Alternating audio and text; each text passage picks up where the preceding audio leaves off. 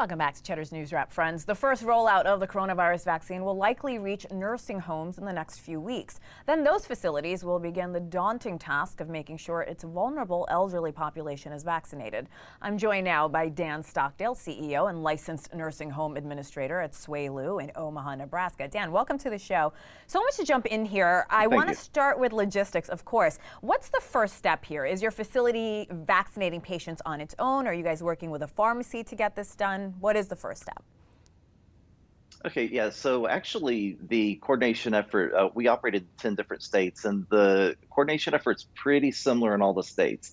The primary thing that we need to do is to make sure that we have all the staff there at the appropriate time. Some of our buildings are in rural areas, and so it would be very, from a logistical standpoint, very difficult to get people to the facility and then to administer the vaccines and then have to have employees who missed and then bring them back again. So it's being administered by the pharmacy, and so coordination and logistics is our big end of that. I want to ask about another possible challenge because we know the vaccine has to be stored at extremely cold temperatures. We know there are 2 doses, 2 rounds of it. How does that complicate things for nursing homes?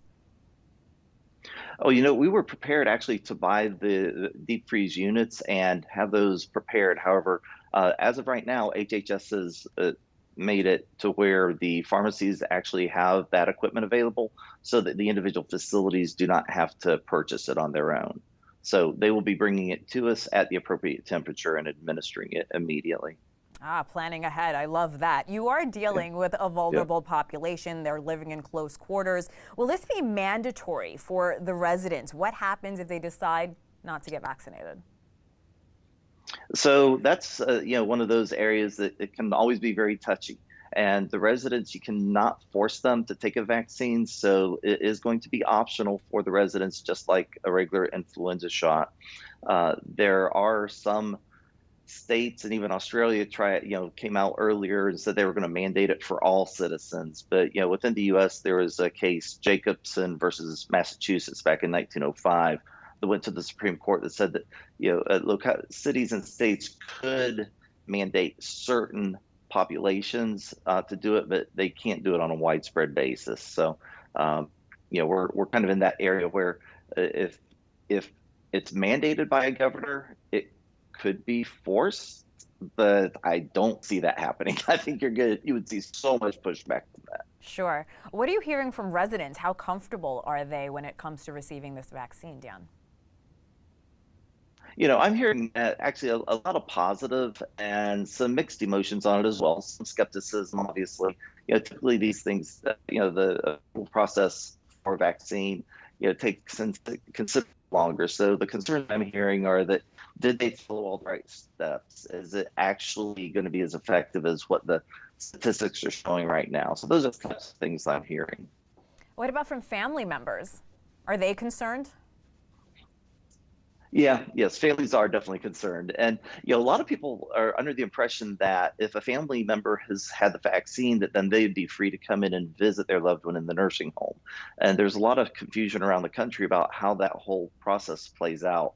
And it really has nothing to do with the actual infection rate in the nursing home. It has to do with that community or the county infection rate. So if it's above 10%, in-person visits are simply a no-go. Once an entire facility is vaccinated, including staff, what would your day-to-day business look like? Would things go back to pre-pandemic normal? I don't think we're going to see things return to a kind of a quote-unquote normal pace for many, many, many, many months, if not a year or two. This has been too devastating to the long-term care industry and the people that we serve every single day. We have a very frail, vulnerable population that we deal with, and I think you're going to see the backing off of the PPE and our extra precautions that we're taking. I think you're going to see that happen very, very, very gradually. Are you concerned about the safety of the vaccine when it comes to your residents? And if not, or if so, what are some of the misconceptions, in your opinion, when it comes to getting vaccinated for your residents? I do believe that there are a lot of misconceptions as far as that it's going to, that they're going to get extremely ill after taking the vaccine. I've heard that floating around at several of our facilities, and that's not necessarily the case. That we don't anticipate, according to what we're hearing out of HHS and DHHS, that we're going to have a lot of kind of a pseudo illness happen for those first few days after vaccine. So that's kind of the biggest thing that we're hearing at this point. We wish you the best of luck. I know this is a daunting task. We hope you come back, Dan. We'd love to talk to you about it. Dan Stockdale, CEO and licensed nursing home administrator at SWALU from Omaha, Nebraska. Thank you so much, sir.